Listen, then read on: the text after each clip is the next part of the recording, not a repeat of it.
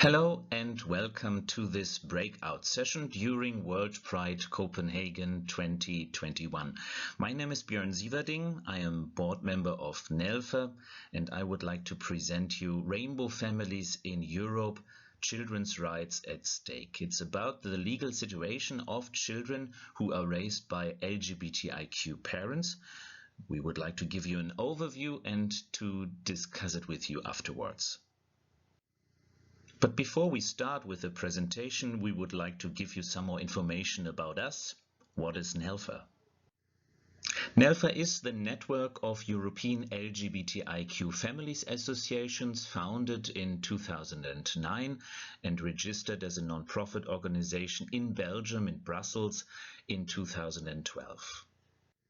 Currently, we have 42 organizations within the network representing 33 European countries, and we have, about 20,000 members, means we represent approximately 10,000 children with NELFA. And what we are doing, it's mostly to promote the visibility of rainbow families, to explain their experiences, their current struggles, and how to better the situation in general. Among the members, it's the exchange of news, of best practice examples, of research results, and we would like to bring them together. At European level, we do advocacy work, means we are in steady contact with the EU institutions, with the Council of Europe, with other organizations who deal with human rights, LGBTIQ rights, children's rights, and families in general. We do capacity building through Erasmus Plus projects. We have also a rights equality citizenship program with the EU, and we give some legal support for those families who are currently, for example, in a very complicated cross-border situation, and we try to give, at least first aid and to connect them with lawyers or with other organizations. To summarize it, NELFA's mission is advancing the rights of rainbow families across Europe and with a specific view on children's rights and freedom of movement within the European Union, but this is a topic we will raise later. Let's start now with the presentation in detail, and the first question: what are children's rights? Well, this is not so easy to say, but at least we have an international reference, and this is the United Nations Convention on the Rights of the Child, a human rights treaty from 1989, and nations who ratify this convention are bound to it by international law. We have 196 countries who have signed this treaty, except, interestingly, the USA. The compliance with the convention is monitored by the Committee on the Rights of the Child, CRC, seated in Geneva since 1991. The convention contains 54 articles. Of course, not all of them are related to rainbow families, but at least some. Let's start with Article 2, non-discrimination, of course. But one specific point is interesting: also by association to the child's parents, status, activities, and we could add gender identity, sexual orientation. Article 3, primary consideration are the child's best interests.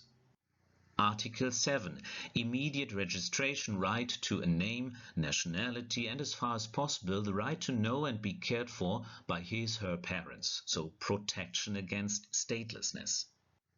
Article 9, no separation from parents against the child's will, personal relations and direct contact with both parents on a regular basis.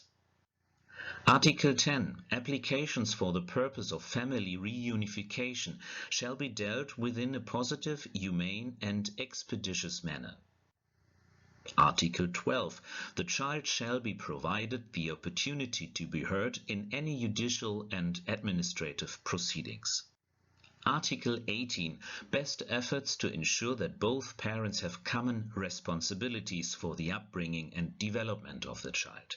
Children of working parents have the right to benefit from child care services and facilities for which they are eligible. Article 20.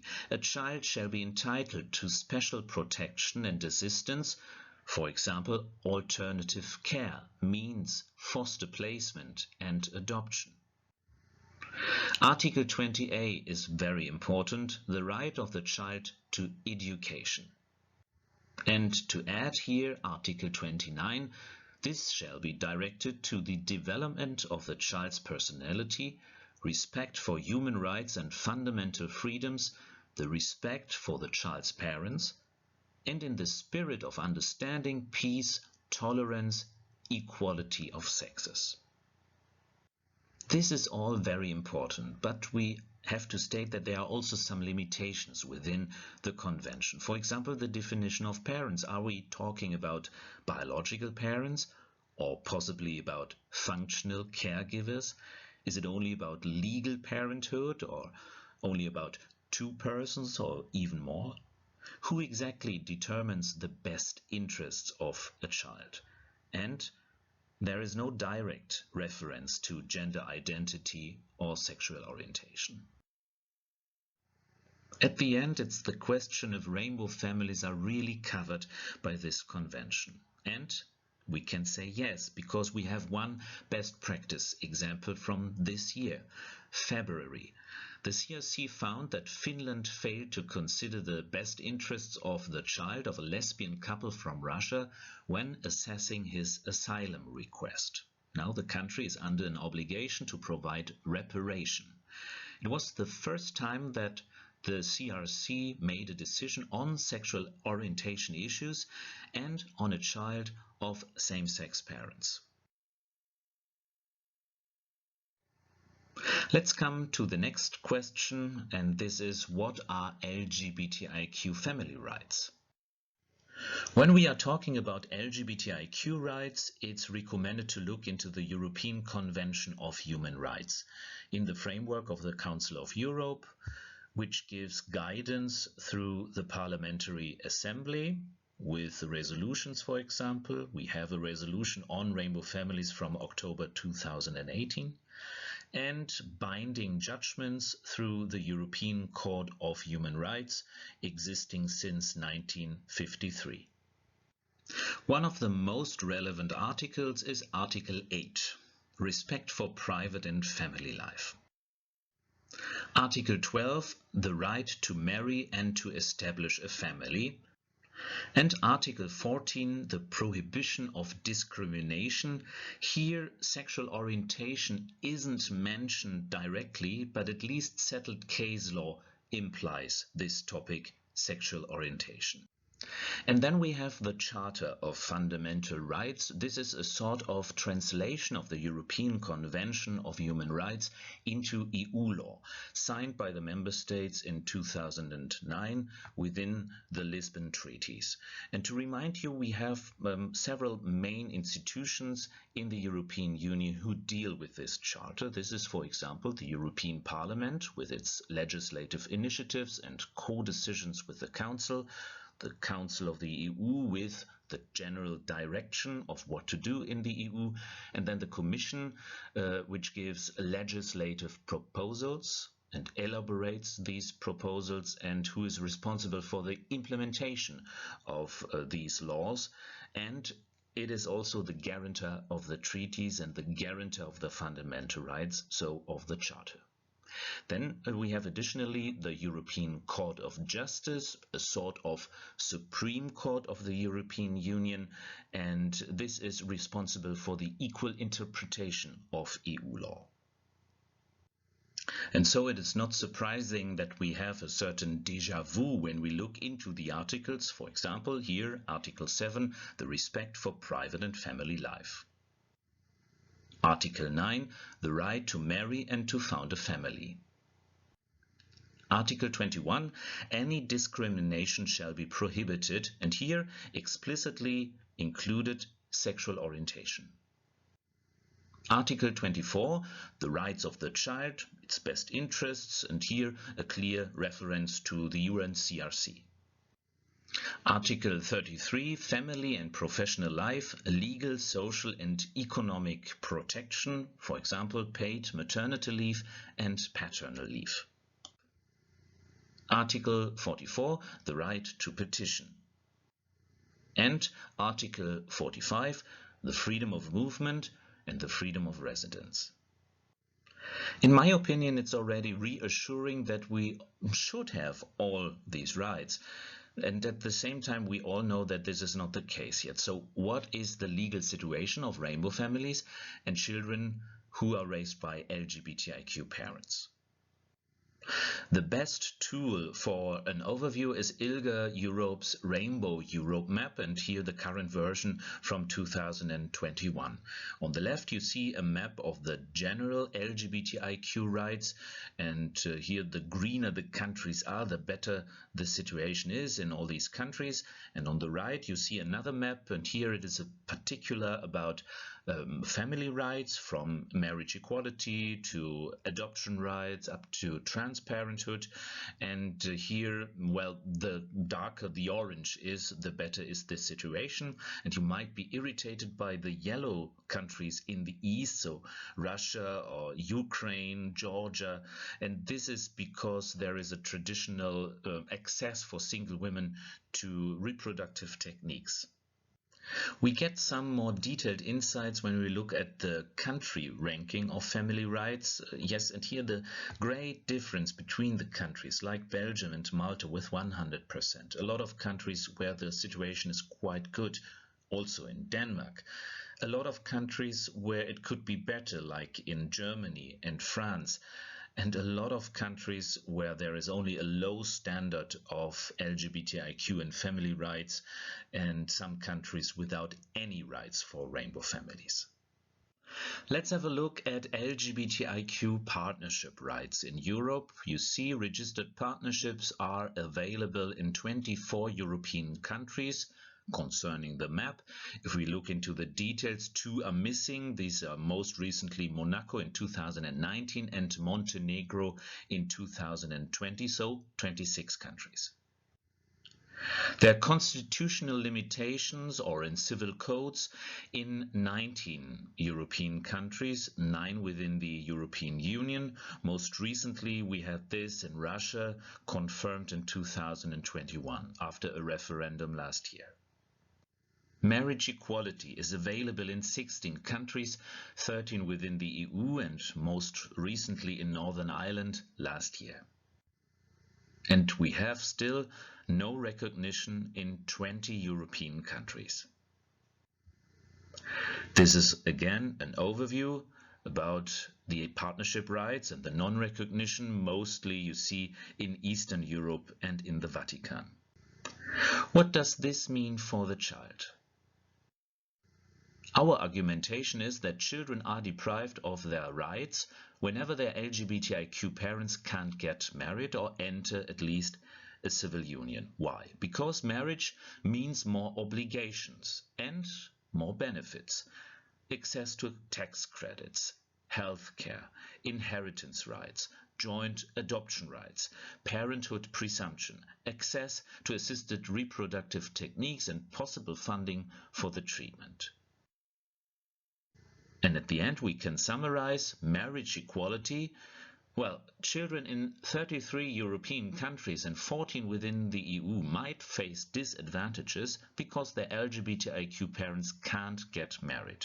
And in 20 European countries, their parents' relationship can't even be recognized at all. The second point is LGBTIQ parenthood rights in Europe, and we can start with joint adoption. This is available in 17 European countries, 13 within the EU. Second parent adoption is possible in 20 European countries and 14 within the EU, and we can include here Croatia's Life Partnership Act. Then we have co-parent recognition from birth in 13 countries, 11 within the EU. This is about those who are married and automatically seen as legal parents to their child, or you have a specific treatment in a clinic where the non-biological partner acknowledges legal parenthood from birth.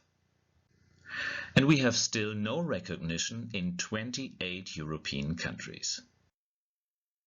And here again, the overview, you see mostly in Eastern Europe the non-possibility of parenthood rights for rainbow families, and in some of the little countries in Central Europe. What does this mean for the child? And here again, our argumentation is that children are deprived of their rights whenever their LGBTIQ primary caregivers can't become legal parents. And here, 2 or even more persons involved. Joint parenthood means more protection and benefits, remaining legal ties in case of death or illness of the biological parent. Parental leave. Yes, we know from the Gender Equality Index in 2019 that still 11 EU countries don't provide for parental leave for rainbow families. Access to healthcare, traveling alone with your child whenever you are not registered as parent, it's quite complicated. Decision making for schools, reductions for the public pool or the zoo. LGBTIQ parenthood. Well, children in 28 European countries and 10 within the EU might face disadvantages because at least one of their LGBTIQ parents can't be recognized. I would like to add a specific argumentation for those children who search for new parents. Children are deprived of their rights concerning foster care and adoption whenever they don't have the full choice to find adequate new caregivers, possibly LGBTIQ people, LGBTIQ couples. We know that there are still up to 360,000 children who are living in the institutions, and at the same time there are a lot of LGBTIQ people who would be ready to take over the responsibility for a child.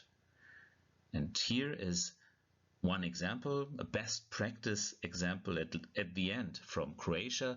Ivo and Mladen, they sued the state because they didn't have the possibility to apply for foster care as a same-sex couple in a registered partnership.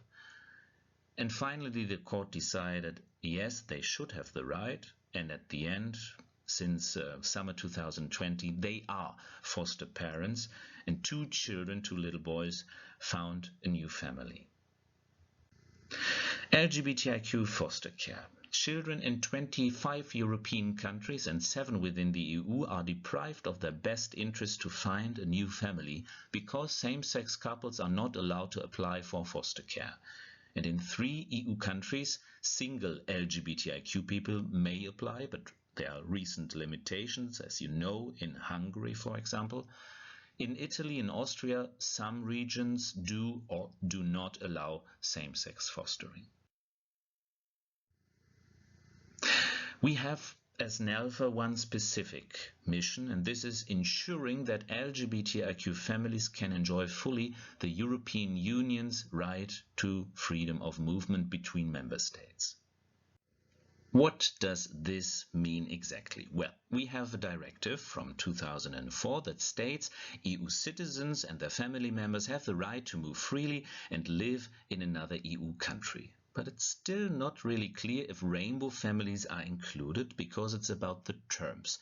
Who is a family member? It's a spouse, a partner in a registered partnership, but not always, and it's about direct descendants. As you have seen before, we really have a patchwork situation concerning LGBTIQ partnership and parenthood rights within the European Union. This means for families who are in a cross-border situation, for example, they would like to move from one EU country to another, they might end up in a legal limbo because of the non-recognition of existing legal ties between their family members and the very different regulations in all the member states. For example, it was unclear until 2018 if the term spouse also covers same-sex spouses.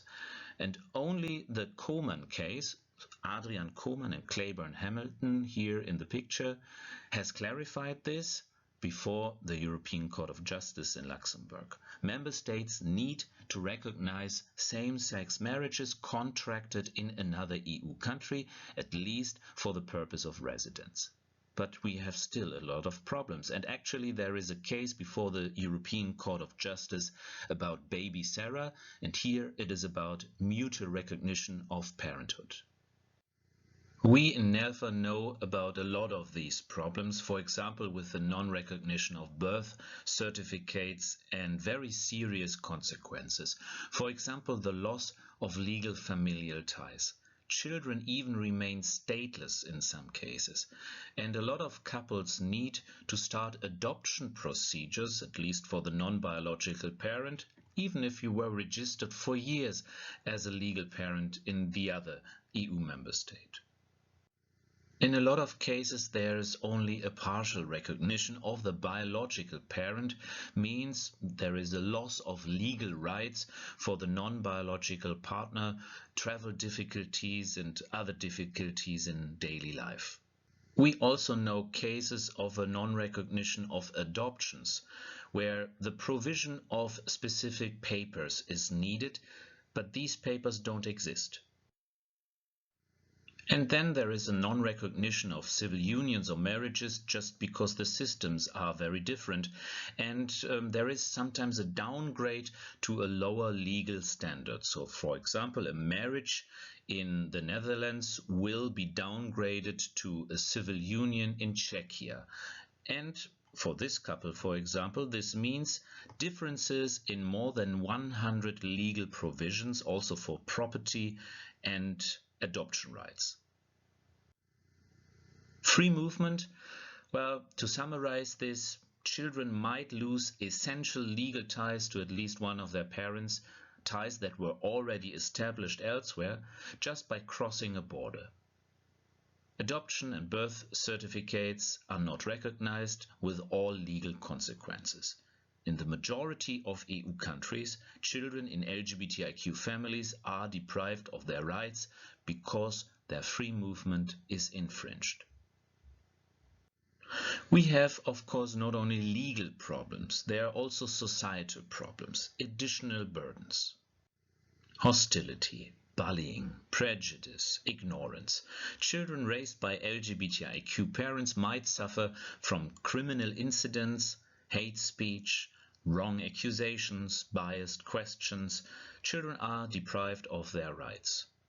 Non-discrimination by association to their parents, best interests, education. Children raised by LGBTIQ parents might suffer from inexperience, ignorance, completely exclusive curricula at school, and general hostility because of lacking information. Children are deprived of their rights. Again, non-discrimination by association to their parents, best interests, education, and Article 29, CRC, tolerance. And let's focus also on additional questions. For example, the access to assisted reproductive techniques, or in short, art. This implies general ethical questions, of course.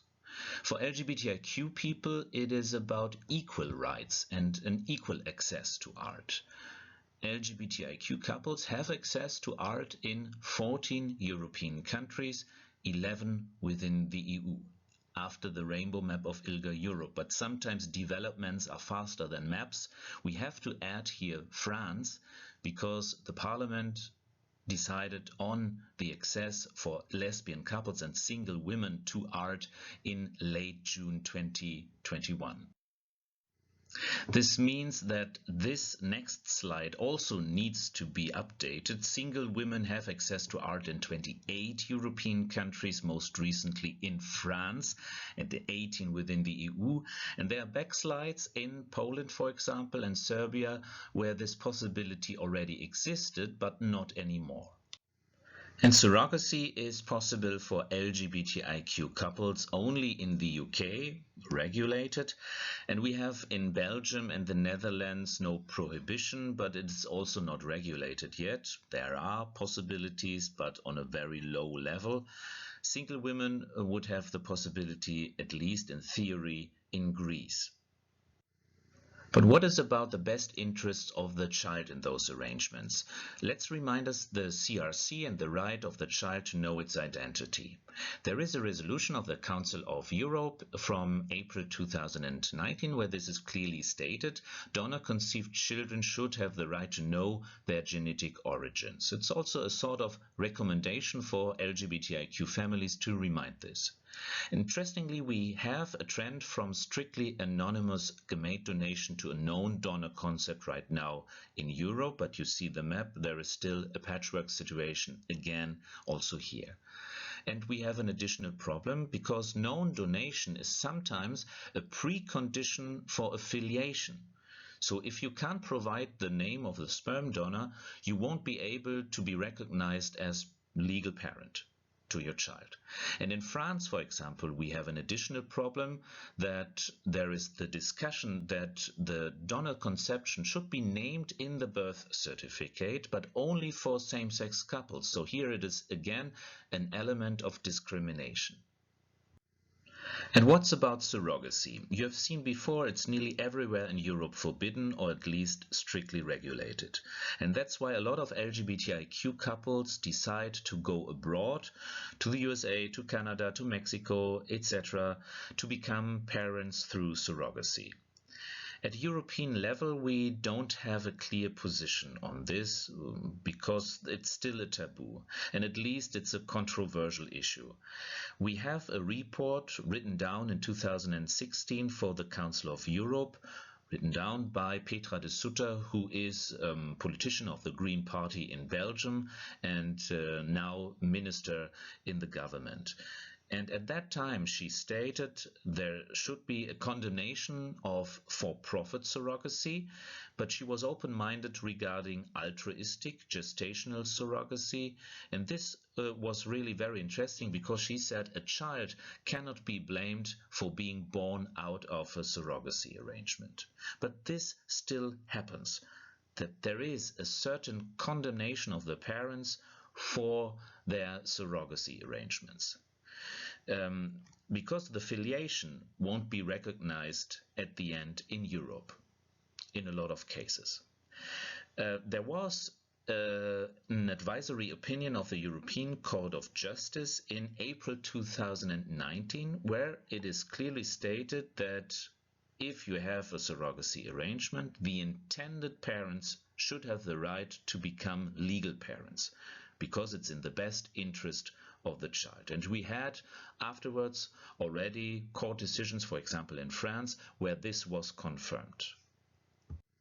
And as a final question, what is about those families where more than two parents are involved and children grew up with them on a daily basis? Legal parenthood is not possible for more than two parents right now in Europe. We only have some specific regulations. For example, in England and Wales, they offer parental responsibility for co-parents. In the Netherlands, we had already in 2016 a very good committee's proposal for multi-parenting. It was watered down and now we have still a discussion on this. But here again, it's a possibility for more than two parents to get some pragmatic rights, the so-called deelgezag. And in Finland, for example, activists try to push this issue forward, but actually we don't know if the government will do something on this. In some countries, we have at least shared parenthood rights after a divorce, and here same-sex couples are included, for example, in France or in Croatia. And in Denmark, known donors have at least the possibility to become legal parents, but this would then mean that the non-biological mother won't be recognized. A little summary. Children in rainbow families are still vulnerable and deprived of rights. They are discriminated against whenever their LGBTIQ parents can't register their relationships or get married, adopt, foster, and become jointly legal parents. They are particularly in legal limbo in cross-border situations. They often don't have access to adequate education and are targets of hate speech and bullying. They suffer from hypocrisy around the access to art, including surrogacy, and non-experience with diverse family forms. Thank you for your attention, and now it's on you to discuss this.